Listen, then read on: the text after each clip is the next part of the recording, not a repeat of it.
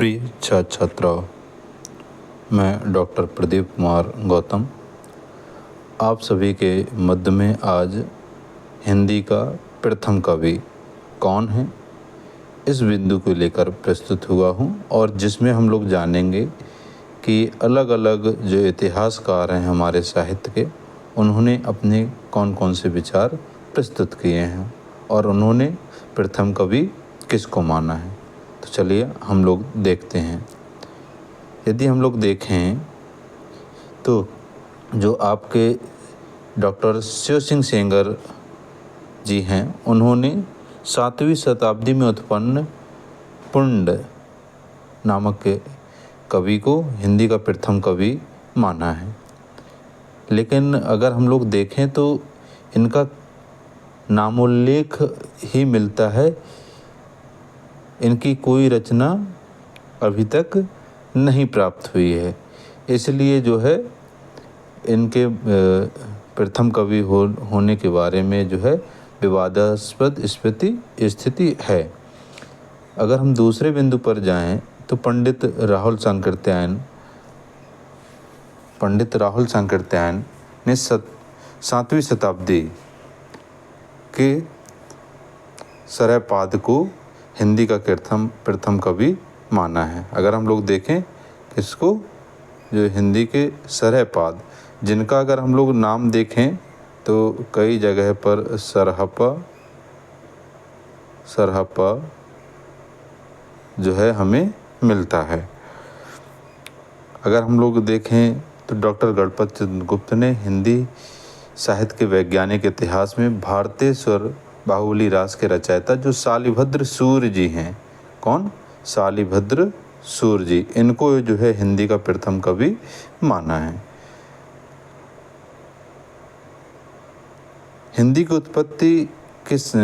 उत्पत्ति संवत 700 के आसपास मानी गई है, और चूँकि जो पुंड या पुंस नामक जो हिंदी के कवि हैं, उनका जो जन्म है वो संवत कब हुआ है? 770 ईस्वी में, संवत 770 के आसपास हुआ है। तो इनको लेकर थोड़ा मतभेद है।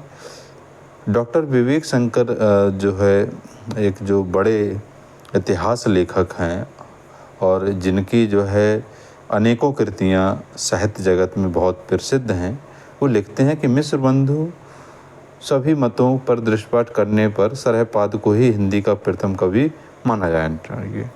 भाषा की दृष्टि से वे हिंदी के अधिक निकट हैं। सरहपा की शैली दोहा पद शैली है, जिसे बाद में अनेक हिंदी कवियों ने अपनाया है। हम लोग एक दृष्टि में यहाँ पर देखें तो डॉक्टर राम कुमार वर्मा जी ने स्वयंभू को जो है हिंदी का प्रथम कवि माना है। राहुल सांकृत्यायन जी ने और डॉक्टर नगेंद्र ने सरहपा को जो है हिंदी का प्रथम कवि माना है। शिव सिंह सेंगर और मिश्र बंधु ने पुंड या पुष्य को जो है हिंदी का प्रथम कवि माना है। चंद्र शर्मा गुलेरी जी ने राजा मुंज को जो है हिंदी का प्रथम कवि माना है।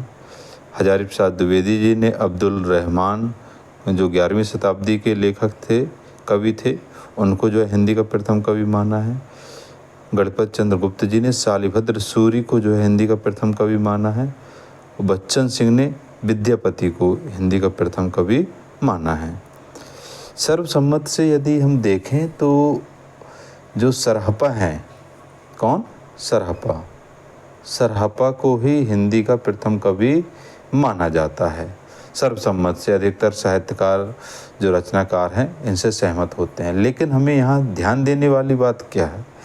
हमें ध्यान देने वाली बात ये है कि यहाँ पर जो हम लोग ये आपके जो 7 नाम देख रहे हैं, ये जो मैं घेरा बना रहा हूँ, इसमें हमें ये देखना है कि जिसके अनुसार जो साहित्यकार को प्रथम कवि माना गया है, आपको वह याद होना चाहिए। चूँकि प्रश्न अधिकतर जो पूछा जाता है वर्तमान समय में, वो ये पूछ लिया जाता है कि हजारी प्रसाद द्विवेदी जी ने किसको हिंदी का प्रथम कवि माना है, या डॉक्टर बच्चन सिंह ने। डॉक्टर बच्चन सिंह जी वाला जो प्रश्न है वह नेट की परीक्षा हो या असिस्टेंट प्रोफेसर की हो या टीजीटी पीजीटी की हो, कई परीक्षाओं में ये जो है बार बार रिपीट हुआ है।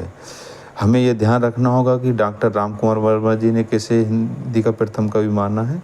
तो हम लोगों को इन बिंदुओं को ध्यान रखते हुए इसका अध्ययन करना है। और सर्वमान्य मत एक ही है कि सरहपा को सर्वमान्य मत के अनुसार हिंदी का कवि प्रथम कवि माना गया है, लेकिन हमें सरहपा को ध्यान रखते हुए इसके साथ किस कवि ने, किस इतिहास लेखक ने, किस रचनाकार को हिंदी का प्रथम कवि माना है, यह हमें ध्यान रखना है। तो आज के लिए केवल इतना ही। कल हम लोग फिर नए वीडियो के साथ आपके बीच में उपस्थित होंगे। आप लोग चैनल को लाइक करें, सब्सक्राइब करें और बेल आइकन को ज़रूर दबाएं। बहुत बहुत धन्यवाद।